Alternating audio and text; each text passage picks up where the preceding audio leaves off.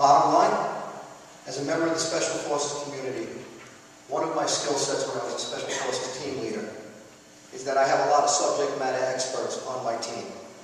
And what I do, and one of my better skill sets is, I always solicit ideas and opinions. As I said earlier, there is no such thing as a good idea coming from a bad place. But what you have to do is you have to afford people the opportunity to present the ideas. Then it's your responsibility as that leader to weigh those ideas, to either come to some sort of compromising solution, a compilation of several ideas, or utilizing one complete idea. And that's one of the strongest skill sets I have as a leader. I'm able to discern what the good ideas are, what the bad ideas are, or how to create from a multitude of ideas one concise, strong, good idea. I hope that answered your question, man.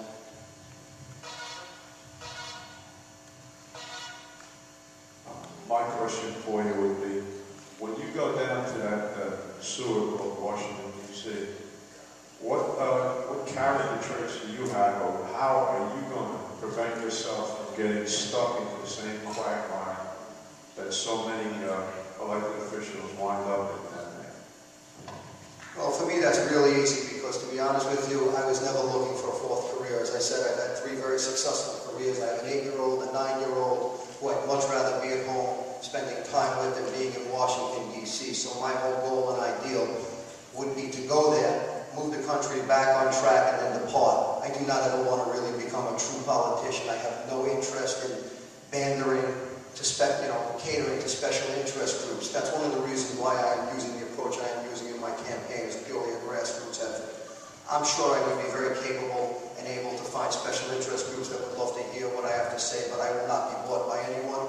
I have not been bought in the first 49 years of my life, and I have not put myself on sale anytime after the first 49 years as well. I am also an individual who truly believes that every 2 years congressmen should be looked at, reviewed, and thought of whether they're doing a good job or a bad job. And if they're doing a bad job, people should vote them out. They should stop being apathetic about it. For example, my opponent, Mr. Engel, should have been voted out probably 16 or 18 years ago.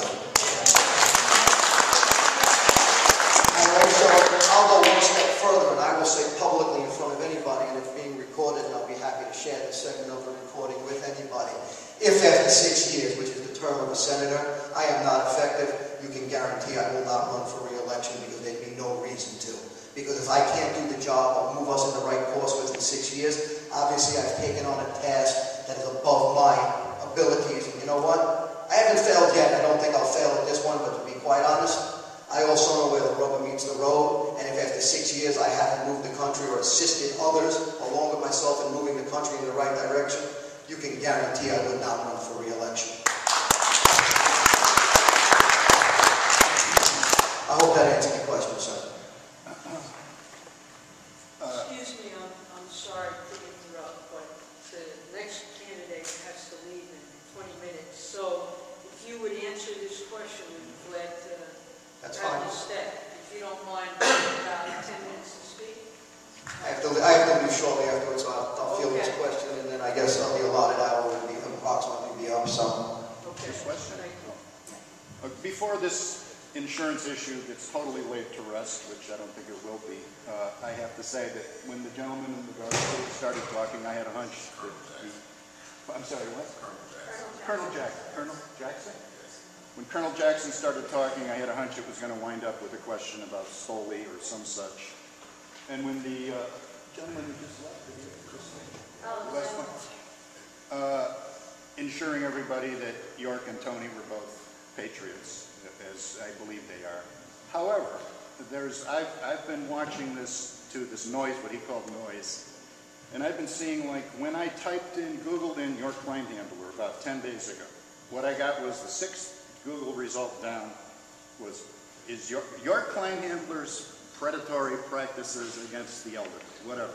This related to a thread that was posted by a obvious confederate of the RFA group, Tony's People, whatever, onto Free Republic, which is a website where I've been very active to the tune of 12,000 postings since 1998. The most influential conservative and independent website in America. Now, what I saw in this thread was somebody named Raquel had posted this whole thing this whole issue, which is now in the process of being resolved. But, however, the point is, it's there in perpetuity.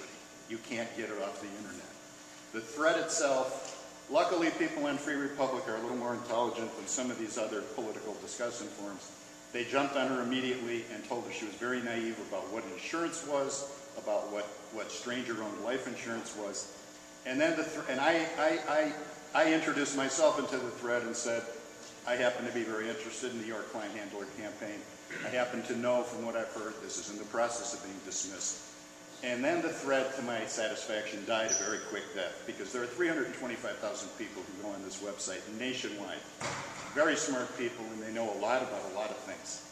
And they summarily dispatched this thread. However, when you do something like this on the internet, it's there forever. I don't know how you can get rid of it, but, and here we have another thing on Tony's website, sorry to say, which is one of these trumped up letters from a concerned voter. The same type of thing. So, you know, you can say they're both patriots and all this, but the point is, you don't jump the gun and pretend to have some kind of some newly dawning concern about insurance practices, which, believe me, they didn't know about it either until they could jump on you and exploit this to the nth degree. So that's what I want to say about that. So to me, this is a really distasteful thing that they did, and there's no way I could go back to... You know what? No. I'm going to, if I can, it is my moment. You know, it's funny. One of the most outrageous part of the healthcare reform debate is that it became clear to us that our lawmakers did not care enough to take the time to read, learn, and educate themselves on exactly what the healthcare bill said. They blindly followed what somebody else was telling them, ignorant of the true motives of the individual that was telling them this. My situation that we just discussed and the Obamacare health plan situation are very eerily similar to me.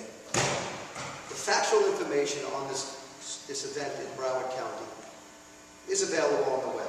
Just go to a legitimate site, look it up, read the information for yourself, make your own determination, use your own sense of value and judgment, and you determine what the real merits behind this case are. I can unequivocally state to you, it is very much in the final stages of the proceedings for the case being dismissed with prejudice, meaning it will never come back, it can never be refiled, it can never be amended, it can never be brought up again. I answered this once before and I said I was never involved in the stranger-owned life insurance market. I say that to you again so we have clarity on that. One of the things I promised, and this woman did ask me a question a little while ago, I'm sorry, that the woman asked me a question about what I bring to the table.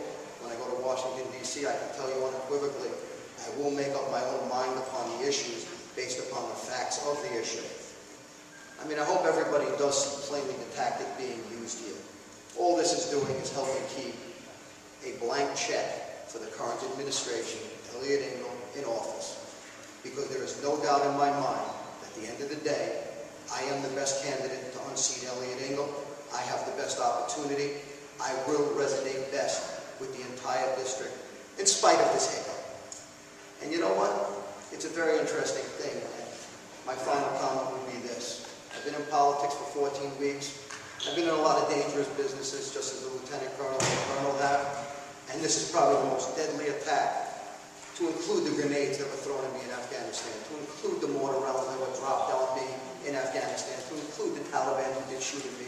As the colonel and lieutenant colonel know, I didn't get this for sitting in a firebase doing nothing. So having said that, I want to make it very clear that there is no doubt in my mind that when I first started to run, I thought I needed to be there. But watching this, which is construed as politics as usual, go on, I am unequivocal in my desire to go to Washington and make a difference and bring honor and respect to the office of Congress. Thank you.